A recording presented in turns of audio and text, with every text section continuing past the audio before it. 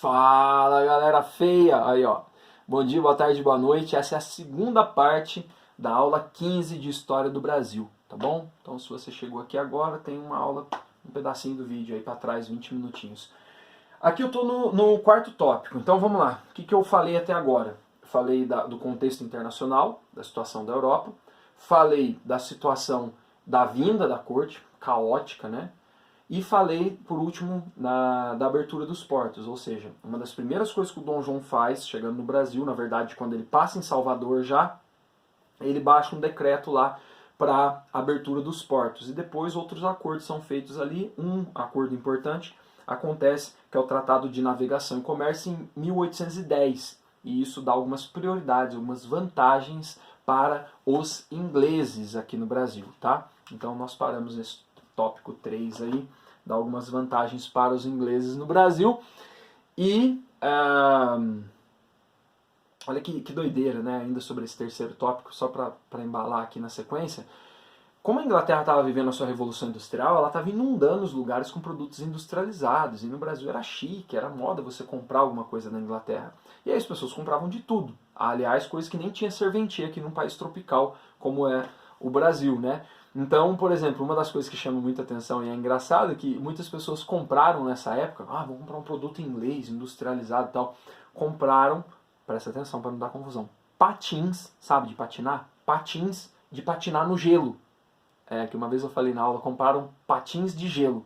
Aí uma querida amiga minha levantou a mão e perguntou, César, mas por que eles compravam patinho de gelo? Não derretia na viagem? Pato de gelo derreteu na viagem, entendeu? Então é patins de patinar no gelo. Aí você fala, cara, mas no Rio de Janeiro pra quê? Então, é só para ter um.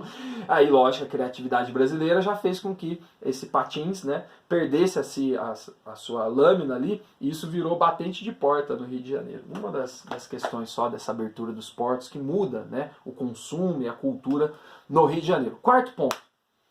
Na boa, tudo bem, vamos acertar a história dos dois aqui, mas falar que é bonito não dá, mas tudo bem, são feios.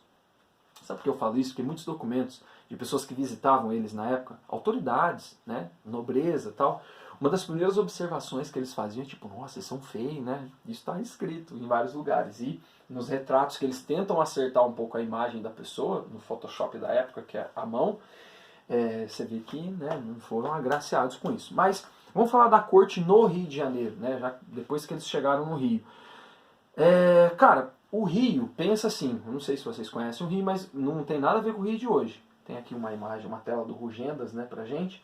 Mas assim, é uma vila, cara. Uma vila com aproximadamente 60 mil pessoas, quase metade dessa população de negros, né, um lugar ali específico do Rio, era conhecido como a Pequena África.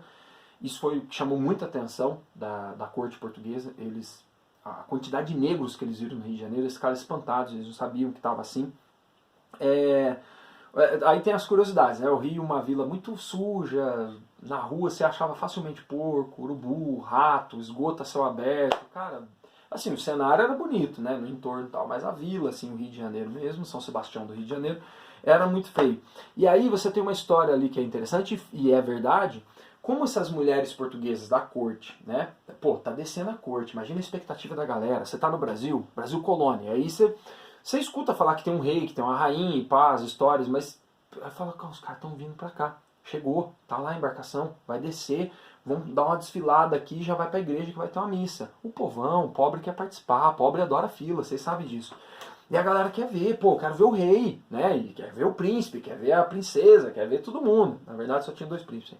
E o príncipe regente. O Miguel, o Dom Miguel, irmão do Dom Pedro, o Dom João e a Carlota Joaquina. Não lembro se já tinha nascido as meninas. Teve filho pra caramba, teve 9 filhos e tal. Mas isso depois é assunto de curiosidade. Aí, cara, imagina, você tá esperando, vai descer a realeza e tal. Aí desce. Primeiro, aí desce o Dom João. Os caras, aquele o rei, mas meio gordinho, esquisito. Não, por causa desse gordinho, por causa desse feio.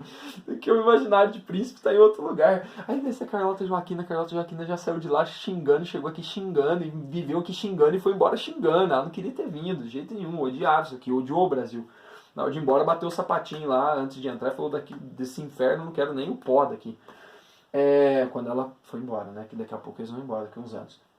Então você imagina, expectativa. Aí quando vê, desce a galera da corte com um turbante na cabeça. Ó, apropriação cultural. Tá ligado? Desce com uns panos enrolados na cabeça. E aí a galera começa a olhar aquilo, fala, nossa, deve ser a moda em Portugal. Não, os caras pegaram piolho na viagem, tiveram que raspar as cabeças, fez ferida. E aí pra esconder aquilo, enrolavam uns panos.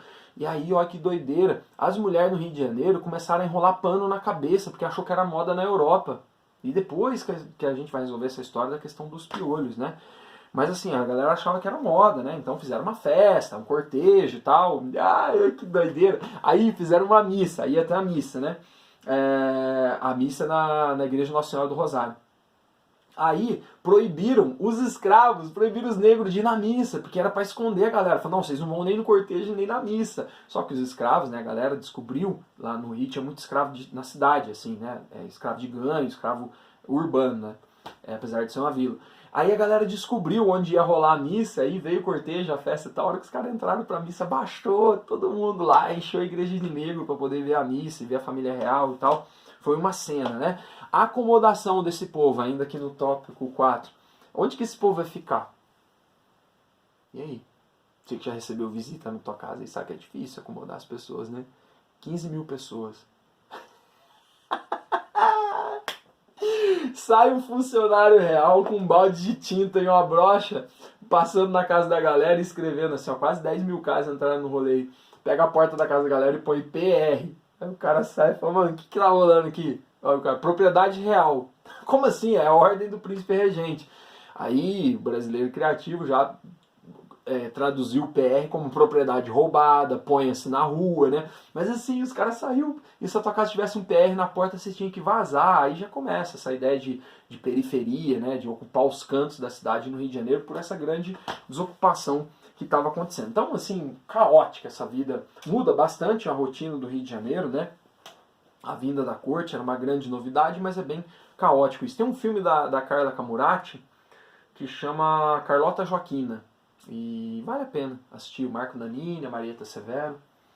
Eu acho que eu tenho... Eu sempre olho para um cantinho aqui que tem bastante filme também. Esse eu acho que não está aqui. Mas enfim, vamos lá para o quinto. Os mecanismos aí de como é que a corte se sustenta no Brasil, tá? Na colônia. A ideia é a seguinte. Quando o Dom João vem, ele traz quase 80% do dinheiro que estava circulando em Portugal com ele. Ele traz uma grana, traz ouro, traz alguns diamantes e tal, que inclusive era do Brasil, né? Ele traz com ele. Só que assim, é uma corte falida. A corte portuguesa é uma corte falida, é uma corte em crise nesse momento, né? O negócio do ouro já tinha caído bastante, as guerras napoleônicas na Europa, é uma corte falida, então precisa arrecadar dinheiro. E aí tem um casamento perfeito, porque eu coloquei aqui, ó, o Rio de Janeiro, ou o Brasil, é uma terra de muitas dificuldades, mas também muitas possibilidades, porque você tem uma corte falida, precisa arrecadar.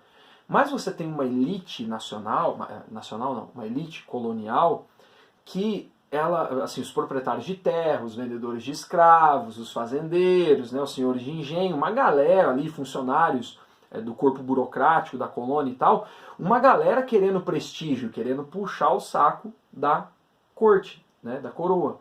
E, eventualmente, você tem uma galera que tem dinheiro, tem uma elite nacional que tem dinheiro, mas não tem prestígio. E a corte tem prestígio, mas não tem dinheiro. O que você pode fazer? Pensa. Pensa um pouquinho. Para arrecadar dinheiro. Títulos. Você começa a vender títulos, tinha uma tabela de preço de títulos. Em 13 anos que esteve aqui no Brasil, o Dom João concedeu, né, mas a maioria é vendido, mais de 6 mil títulos, barão, conde, visconde, por aí vai, tem um preço, você pagava e ganhava um título, isso era um jeito de arrecadar dinheiro. E aí tinha uma cerimônia, eu coloquei aqui uma ilustração, não é de época, né, essa aqui é mais nova, mas uma ilustração da cerimônia de beijamão. Aí tem o Paço Imperial ali no Rio, tá lá até hoje, do lado da Assembleia Legislativa. E aí a cerimônia de beijamão, assim, fica lá o príncipe regente e a Carlota Joaquina, no caso, Dom João e a Carlota Joaquina, e aí tem uma cerimônia de beijamão. Imagina beijar aquela mão gordurada com cheirinho de franguinho. Não gostava de tomar banho, não. Dizem que morreu sem tomar um banho na vida. Dizem, tá? Mas isso aí é coisa pra Mama Brusqueta e pro Nelson Rubens. Aí, cara, vem a cerimônia de beijamão. Então você vai lá, entra na fila, e era uma forma de aproximar a corte dos seus súditos, né? O monarca dos seus súditos, ele ainda vai ser o rei, mas tudo bem, tá valendo. Aí tem uma fila. Aí nessa cerimônia de beijamão, você chega pertinho dele, né? Cumprimenta, beija a mão dele, e aí você tem a oportunidade de trocar algumas palavras com ele. Então vamos supor, se você for alguém da igreja, você falou, ó, nossa, deu uma ventania lá, destruiu uma igreja, tô precisando reformar. Aí fica um cara do lado escutando e anotando tudo. Aí o Dom João fala assim, nossa, pede pra alguém ver se tem como ajudar aqui. Tá, obrigado, tal, não sei o quê. Aí vem o outro pobre, não sei o quê, minha mãe faz bolo de banana, eu queria te dar, tá bom, eu sou gordinho, tô com fome, eu quero lá. Aí vem o outro lá, porque. Mas aí tem a galera importante. Aí vem, ó, aí entra anunciado, ó, esse aqui é o fulano de tal, ele tem uma fazenda ali no Vale do Paraíba, ele tem 300 escravos, pô, tá, tudo bem. Aí ele oferece alguma ajuda pro Dom João, o Dom João retribui com algum favor, com algum emprego, um cargo, um documento, uma assinatura, entendeu? O beijamão é uma forma de fazer um jogo ali. E numa dessas filas aí, chegou um cara lá chamado Elias Antônio Lopes, o maior traficante do Rio de Janeiro, traficante de escravos. Esse cara tinha grana, tinha comprado no finalzinho, 1798, ele tinha comprado uma puta casa lá no Rio, no alto do morro, assim, e tinha reformado ela e tal. Essa casa era linda, maravilhosa, ele ia morar lá, mas aí com a vinda da corte, o cara morando ali no paço, meio improvisado e tal, o cara me vai, me beija a mão e fala, ó, tal, se apresenta. Eu queria oferecer pro senhor aí a minha casa, colocá-la à disposição e tal. Aí o Dom João, pô, a gente podia ver, né, tal, olhando pra Carlota, a Carlota fazendo aquela cara de bosta. Cara, sabe que casa que é essa? É a Quinta da Boa Vista, aquela, o Museu Nacional, que virou o Museu Nacional depois e pegou fogo lá. É aquela casa, um traficante de escravo deu ela de presente pro Dom João pra ele morar. E ele adorou a ideia e foi, principalmente porque ele ia ficar longe da Carlota Joaquina, que não quis ir, que gostava de ficar aqui na praia, pelada, fumando maconha. Ó, mentira. Talvez. Aí ela morando aqui no Paço, Dom João morando lá em cima, e aí tiveram 9 filhos ainda. Não me pergunte como. Aí, cara, foram morar, ganhou essa casa. Então essa cerimônia de beijamão, a questão dos títulos, isso era muito importante para a época, tá? Era uma forma de fazer a arrecadação, né, com essas ações e tudo mais, as doações, os agrados ali da corte, tanto da corte do monarca, né, com os seus súditos, quanto dos súditos com o monarca. O fato é que, apesar do Rio de Janeiro ser um lugar de muitas dificuldades, tinha muitas possibilidades. E aí, é o ponto mais importante desse tópico aqui, nós já estamos acabando, o Dom João ele muda a cara da colônia. A colônia vira outra coisa com a vinda da família real. Esse é o ponto chave aqui do nosso processo, né? Porque, como você tem a família real aqui, toda a corte, cara, você tem que dar um banho de civilização nisso aqui, você tem que transformar isso aqui em algo que pareça com a metrópole, algo que seja digno da estada da corte. E outra, aquele laço de monopólio e tal, as proibições, o Brasil era proibido, a colônia, né? Proibido de ter imprensa, proibido de ter banco, proibido de ter fábrica, proibido de tudo. Aí agora o Dom João vem e libera, porque não faz mais sentido proibir, porque ele está aqui, a corte está aqui, a metrópole está aqui, a metrópole veio para dentro da colônia. Então, o Dom João ele cria várias instituições, várias coisas na colônia nesse momento que não existiam. Ele abre o Banco do Brasil, que é dessa época, os Correios, uma imprensa oficial, tudo bem que é controlado por ele, né, que é uma imprensa régia, uma imprensa oficial, mas já é uma imprensa.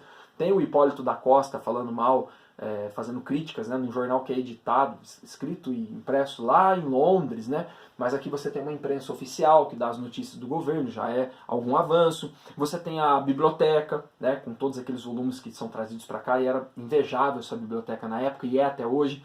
Está lá em outro prédio agora, um prédio de 1910 no centro do Rio, chama Biblioteca Nacional, linda, fantástica, se um dia passar no Rio, vai lá conhecer. Você tem teatro que não tinha, escola de belas artes, escola de cirurgia, escola de medicina, escola militar.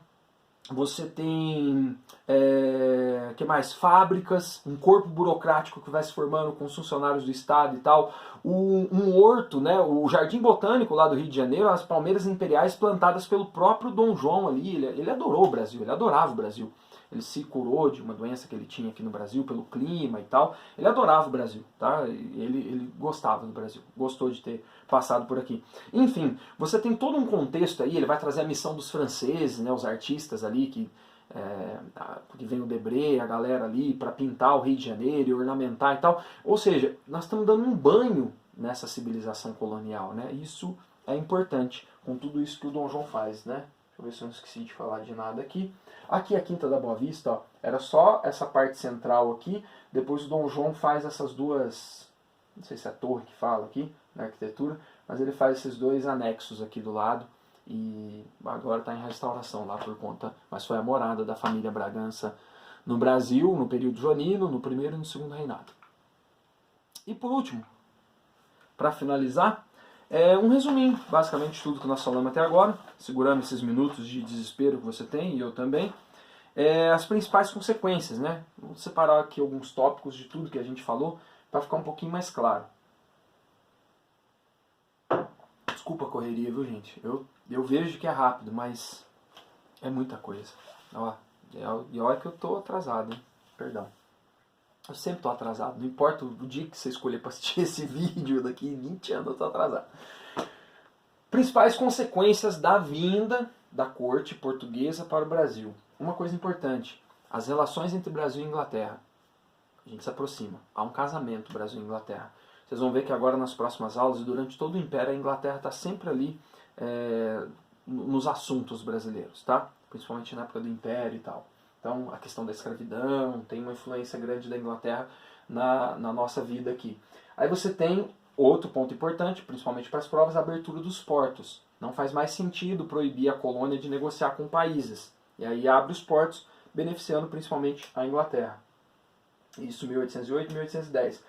Terceiro, como nós estamos estimulando o comércio com a Inglaterra, e a Inglaterra está passando pela Revolução Industrial, mesmo que o Dom João permite aqui uma fábrica de vidro, fábrica de ferro, fábrica de pólvora, nós não estamos vivendo uma Revolução Industrial. Então a gente passa a estimular a atividade comercial. Esse estímulo que eu estou colocando aqui é não é algo positivo, eu estou vendo como algo negativo, tá? Como não tem pra gente, então, a produção industrial, que é o que vai dar dinheiro nesse momento aí, a gente se especializa no comércio, em comprar e vender essas coisas aqui. Então, a gente tem um grande estímulo aí para a atividade comercial, não necessariamente que isso seja positivo. A colônia se vestiu de metrópole, é o quarto ponto aqui, ou seja, todo esse banho aí, né, com essas construções, instituições, escolas e tal que o Dom João traz para a cidade, e ele cria algo que não tinha, né, na colônia, um aparelho de Estado. Agora, se você quiser conversar com a metrópole, com o monarca, ele está aqui. Não importa que lugar do Brasil você está, você tem como fazer esse contato. Tudo bem que está no Rio de Janeiro. Rio de Janeiro vai se beneficiar disso, né?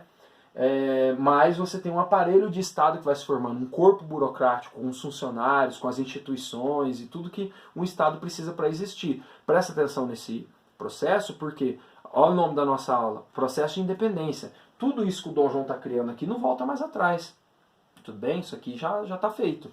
E aí daqui a pouco o Brasil tem mais condições, né, de deixar de ser colônia e virar um país independente. Mas isso só na próxima aula. E aí, o último ponto aqui é a questão da Carlota Joaquina. É uma mulher assim, mal compreendida na história, porque ela era... Esse aqui é um livro do Paulo Resutti, História das Mulheres do Brasil, né? A história não contada, né? Mulheres do Brasil, a história não contada. E aí ele tem um capítulo aqui dedicado a Carlota Joaquina, porque assim, foi uma mulher mal compreendida pro tempo dela, né? Porque ali, numa época de submissão feminina aos homens, né? Você tem uma mulher fora da curva, porque ela é de uma família poderosa na Espanha, ela não é portuguesa, e ela causa aqui no Brasil, porque como você tem o sul ali do Brasil, onde hoje é o Uruguai, a banda oriental, aquilo era possessão espanhola. Tá tendo uma briga aí pela posse daquele lugar. O Dom João se envolve naquilo. E ela fala, mano, eu sou espanhola, então isso aí é meu. Eu quero, né?